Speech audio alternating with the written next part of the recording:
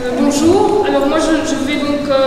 présenter les constats tirés de un des deux volets de l'étude qu'a réalisé le Centre d'études sociologiques. L'étude portait donc sur les processus de différenciation sexuée de l'orientation. Donc c'était une étude à visée et à méthodologie qualitative. Et le volet donc, que je vais présenter aujourd'hui avait trait comme c'est dit dans le titre, aux facteurs institutionnels qui pèsent ou qui peuvent peser sur ces processus de différenciation. Donc, pour remettre très rapidement en contexte, on l'a rappelé ce matin, il y a un mouvement, il y a eu depuis 30-40 ans un mouvement de massification de la fréquentation scolaire qui a bénéficié aux filles, qui a bénéficié pas seulement aux filles, aussi aux jeunes issus d'immigration, aux jeunes d'origine modeste. Il y a eu une généralisation de la mixité dans les écoles et malgré ces deux mouvements, les trajectoires et les pratiques scolaires restent sexuellement différenciées. Alors on peut expliquer ces différences, cette différenciation par des facteurs familiaux et plus généralement sociaux, dont on a parlé évidemment déjà aujourd'hui, mais nous avons voulu interroger dans ce volet de la recherche les conditions d'enseignement, c'est-à-dire se demander dans quelle mesure est-ce que l'école et son organisation, donc l'école comme unité à chaque fois, et son organisation pouvaient jouer un rôle dans ces processus, et en particulier en renforçant éventuellement certains des facteurs sociaux dont on a déjà parlé pas mal aujourd'hui. Alors, donc on est parti pour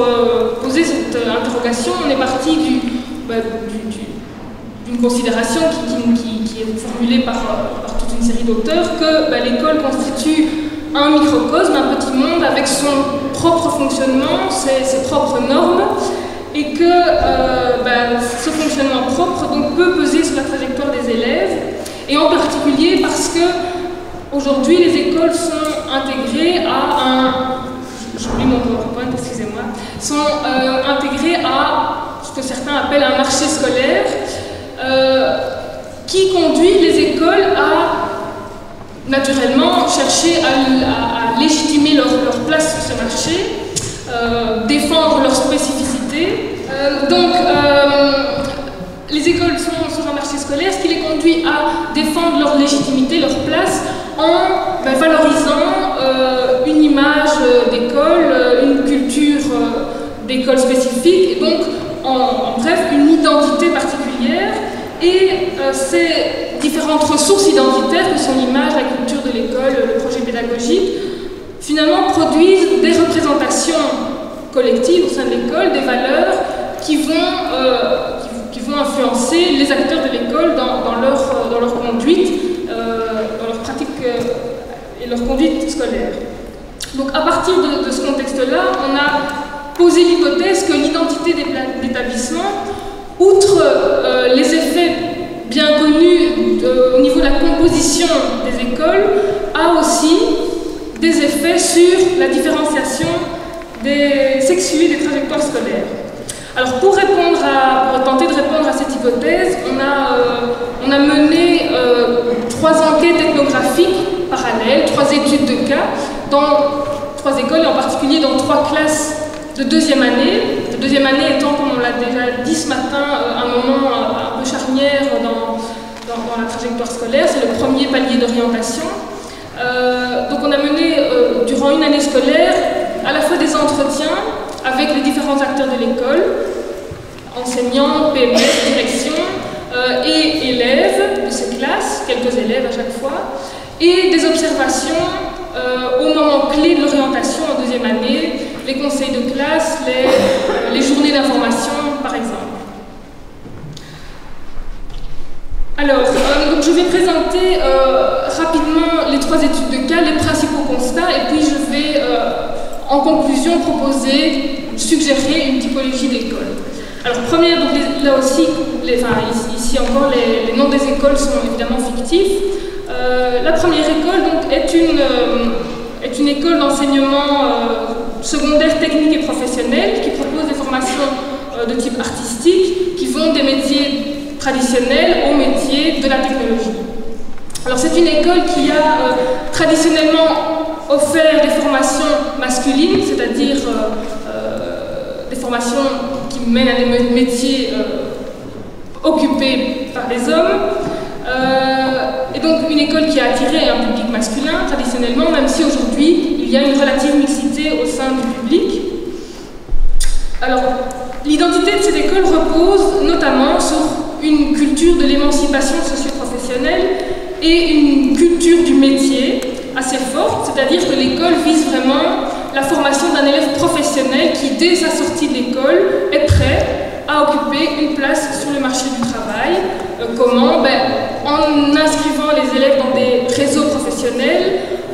aussi en leur proposant des formations qui sont porteuses sur le marché de l'emploi. Mais ce qu'on a pu constater, c'est que cette culture du métier tend en même temps à associer aux différentes formations, en tout cas les formations traditionnelles de l'école, des compétences, des rôles, des normes professionnelles, mais qui sont eux-mêmes définis parallèlement aux stéréotypes sexués. Puisque ces métiers sont très fortement organisés selon la division sexuée du travail. Alors, ce processus-là conduit finalement à définir en quelque sorte des profils de métiers pour chacune de ces formations, et qui sont ces profils davantage,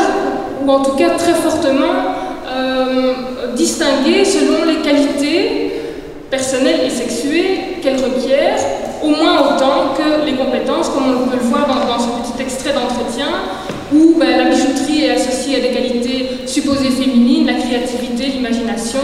la microtechnique associée à des qualités supposées masculines, même si ce n'est pas dit comme ça dans l'extrait, que sont la rigueur, par exemple, la rationalité. Alors donc ce processus-là conduit finalement à opérer au niveau des représentations de tous les acteurs de l'école, aussi bien le personnel que les élèves, conduit à opérer une distinction forte entre les filières des formations traditionnelles qui sont perçues comme des filières masculines et les autres filières, les filières préparant aux nouveaux métiers de la technologie qui sont représentées par tout le monde comme des filières pour tout le monde, filles et garçons y compris, ce qui a évidemment des influences sur la manière de poser les choix pour les élèves, mais aussi les recommandations, les décisions des enseignants concernant l'orientation des élèves. Alors un autre élément fort de l'identité dans cette école, c'est une conception de l'élève comme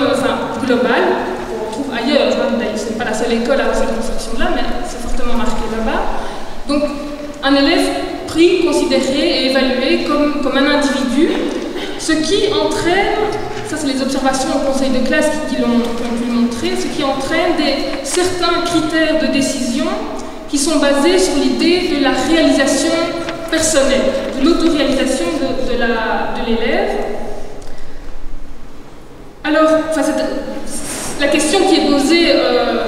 donc dans ces conseils de classe, c'est souvent quel est finalement le choix, la décision qu'on peut prendre à son égard qui va le mieux lui permettre de se réaliser. Alors, ce qu'on a aussi observé, qui est un petit peu paradoxal avec cette idée de la réalisation de soi, c'est que finalement ces critères-là,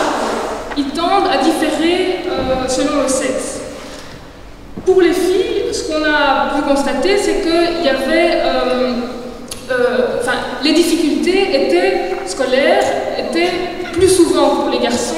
interprétées en rapport avec